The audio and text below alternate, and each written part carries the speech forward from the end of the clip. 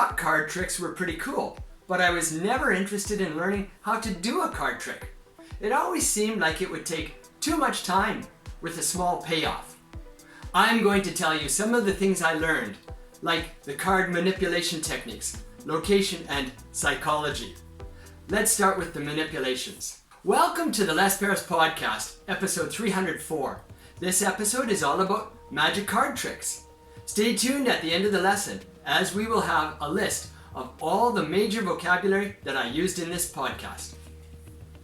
Dealing. This is the most basic manipulation. When you deal the cards, you pass them out to the people. Usually you pass them out to players in a card game, but for a magic trick, you could pass the cards out to the audience. If you do some of the tricky dealing techniques, you can control who gets each card, and then it looks like magic, especially if you use it in combination with the next technique, shuffling. Now we have the second manipulation. This is a way of mixing the cards.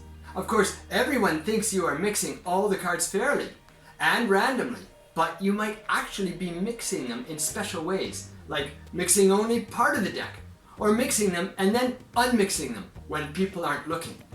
Or you might only mix part of the deck, or you might do the next technique, which is especially tricky. False shuffling. Another really important manipulation is to mix the cards so that you are not mixing them at all. You are only making it look like you are mixing them. This is false shuffling. It is important in a magic trick because you want to deceive people. If they think the cards are mixed, they will be more surprised by whatever trick you have done. But sometimes you don't need to do false shuffling, especially if you are good at them. Palming.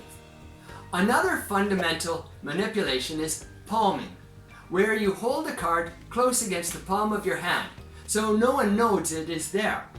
Controlling where the cards are is super important in magic, just like controlling people's attention.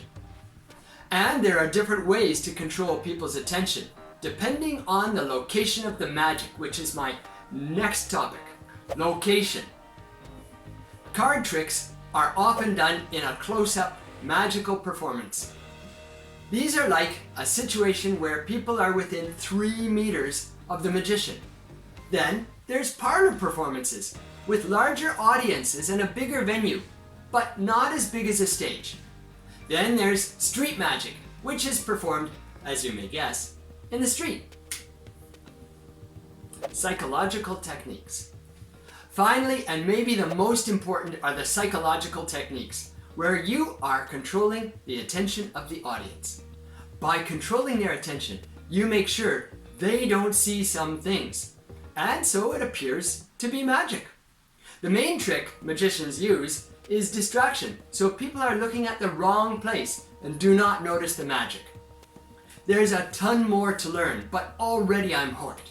I would love to learn magic now that I can see it is a combination of piled up techniques. If you like listening to English for your extensive listening, then hit the subscribe button below so you can get more of my podcasts. These podcasts are great for listening to a wide variety of vocabulary. To that end, at the end of this video, I'm going to include a list of some of the major vocabulary that's in my podcast. Thanks for listening.